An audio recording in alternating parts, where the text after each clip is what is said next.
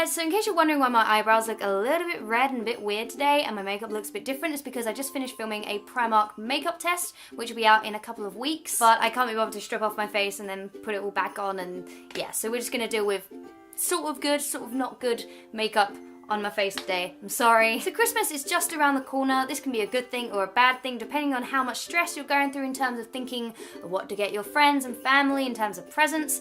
I know that I struggled quite a lot when I was younger, what to get my mom, what to get my dad, what to get my best friend, what to get people who like gaming and all this stuff. I didn't know what to do, so I hope this video helps. I've compiled a little list of things to inspire you in terms of what to get people, and I hope this is helpful. I am talking fast today. I am on the ball. It's good. It's a good day. I'm happy today. No one gonna tear me down. I don't know what that was. Okay, so firstly we're gonna talk about what to get a mum for Christmas. Now I've come up with a few things, and I still think the best thing to get a mum for Christmas is a gift set. Basically, with mums, you want them to know how hard they work and how much you appreciate them, and what better time than Christmas to give them something that helps them to relax, you know? I wish I knew about Lush products when I was younger. Yes, I'm talking about Lush again, but their gift sets are really, really amazing. Like the prices, I think they're just a little bit cheaper than getting all the items individually, but they're gift wrapped and they're lovely. I just think, like, what better way to say I love you mum than to get her something for a bath or a shower, just to help her relax a little bit. So I would definitely recommend going into Lush and being like, hi, my mum likes this, my mum needs to relax, what can I get her, what have you got in this price range? And I'm sure the people in Lush will be happy to help you. They're always so lovely in there, even though they do come up to you within 2 seconds of you walking in the door, which I do find annoying. Also, I went into Boots the other day and I walked past their Christmas section and they had this lovely Soap and Glory gift set. It was £20. It was like this big. It had like 5 or 6 things in it, like scrubs and shower gels and all that stuff, and it looked lovely, and literally like £20. I was like, that's crazy for Soap and Glory. So I might pick that up and get that for my mum as a secondary gift. My mum already knows what I've got her. We don't really celebrate Christmas in a traditional way in our family. We just sort of go, this is what I've got you for Christmas, have it now. We sort of just get the adult Christmas out the way and sort of focus on my brother and sister for the actual Christmas day. And my mum already knows that I've got her a purse. That sounds like a cheapskate present. It wasn't the cheapest of purses in the world, but I do think that purses and handbags are very, very good to get a mum, because my mum's purse was awful. It was like, you know, destroyed. She'd had it for years, so I think getting her a replacement purse was the best thing. Also, handbags, I know it sounds very stereotypical, oh, it's a woman, get her a handbag, but genuinely, mums do really like handbags, like in my experience anyway. The only issue is, like, handbags are quite a personal item to a woman, so make sure you definitely know that your mum would like it and appreciate the design of it before getting one. On the topic of avoiding things for mum, don't buy your mum shoes or watches or anything that's really, really personal, because I found that shoes are just the worst thing that you can get a mum, because if they're not there, you don't know if they're going to hurt their feet, you don't know if they're too big, too small, your mum may not like the design of them. Just shoes are a no-no. I would say watches are kind of a no-no, and they're quite expensive anyway, and I'm trying to focus this on like a low budget kind of shopping trip. Talk too fast. Okay, breathe. Now obviously if your mum reads a lot, there's the option of getting her books, but I'll be talking more about books and what to get bookworms a bit later on. Lastly, if you're on a low budget, Primark are doing some really genuinely lovely jumpers this time of year. I think seriously going into Primark and getting your mum a coat or a jumper or even a bag or something like that, just a few little bits, I would love that, I think. Like, imagine waking up to a nice fluffy dressing gown on Christmas.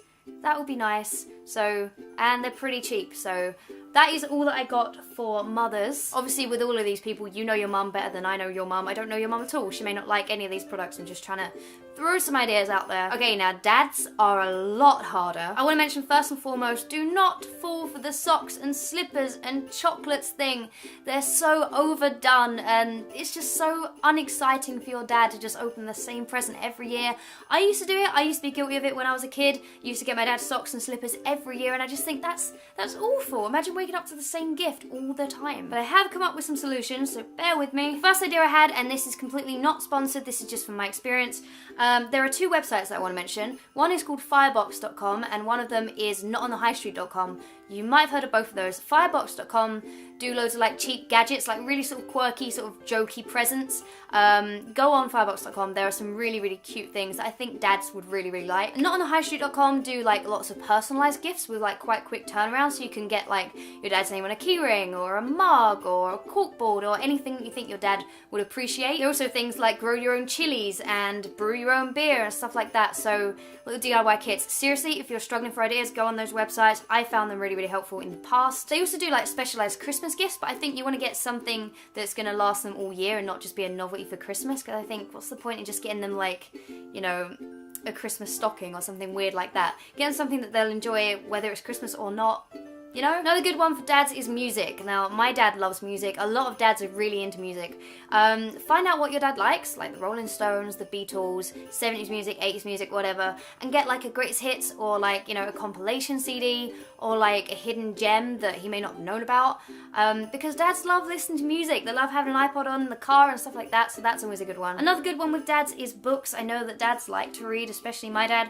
I would recommend this so much. This is the Steve Jobs biography. Look how thick that is, but seriously, I read this in like a week, and it is probably one of my favourite books of all time.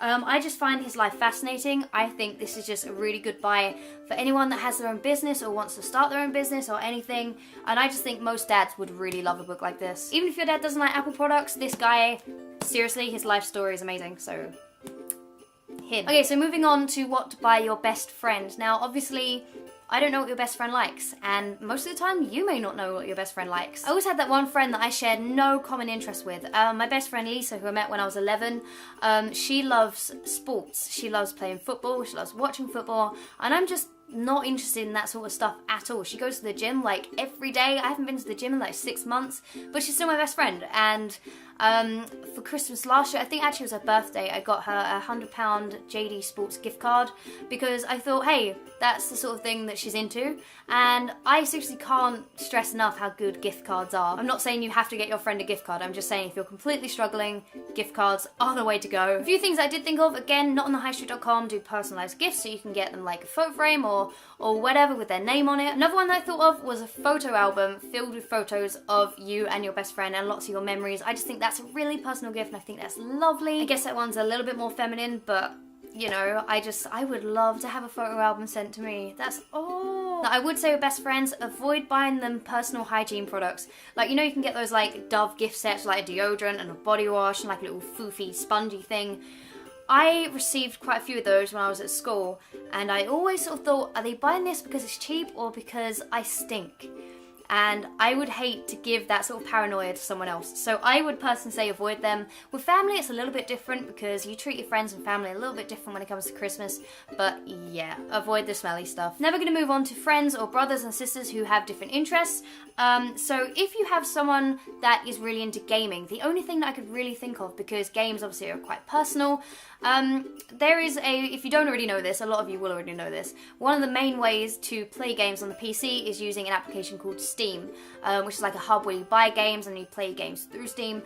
You can get a Steam wallet voucher and they just redeem the code, so you can put in however much you want and they can buy as many games or little add-ons as they want. If you want to go a step further and you know your friend or brother really well and you know what games they really like, I shouldn't have said brother or sister, it doesn't matter, girls can play games too, obviously. If you really know them, get them a game that they would never pick out for themselves, because I think that's wonderful. I would love to get a game that is completely out of my comfort zone.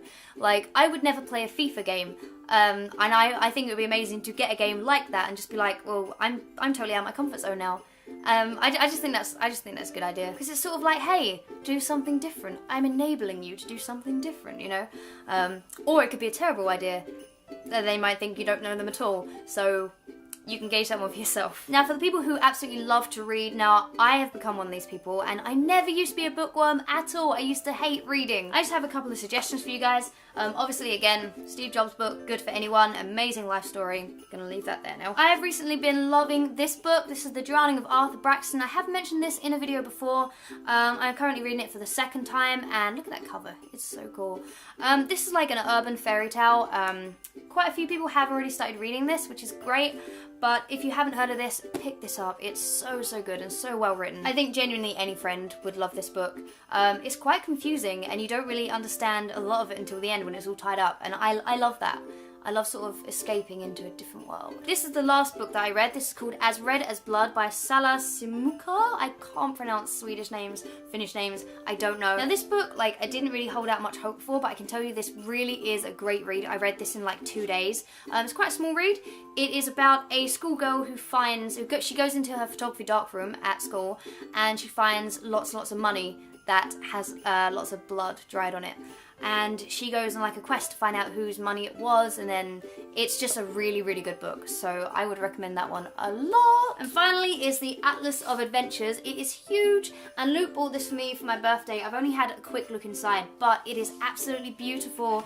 It shows you like different countries and what you can do in the different countries, because I really want to travel next year. Luke got this for me. He was just like, hey, go and see some places, and it's just gorgeous. The illustrations are lovely, and it's just a really unique present. They've started selling this in bookstores now, so this one is £20, which is quite expensive, but I just think the artwork is lovely. So that is all the suggestions that I have for you guys. I hope this was helpful. I hope it sort of inspired some ideas. Don't forget to check out those websites. I think they're really, really helpful. Again, not sponsored, just genuinely think they're great sites. And I wish you the best. I wish you the best of luck. There you go. That's what I meant to say. Go forth and buy some appropriate presents. But do remember, it's not about how much money you spend. If your family and friends know you that well, they'll know that, especially if you're a student, you're quite tight on money, and they'll appreciate that you just took the time to, you know, make the effort. But come on, if you're watching this, you're probably past the age of making a handmade card, okay? Don't be stingy, just get a nice card. And remember, if you have a little brother or sister, they will prefer to play with the box that the toy came in. Seriously. Okay, so that's about it. I will see you guys very, very soon. Make sure to follow me on Twitter for all the updates of when new videos are coming. I'm thinking of uploading every Thursday and Sunday on this channel now, so make sure you subscribe. Thank you so much for like 115,000 subscribers. I think that's amazing, and I'm so happy I can help so many people, and I'm really happy today. So, it's a good day. Bye. That was a really awkward bye. Wow.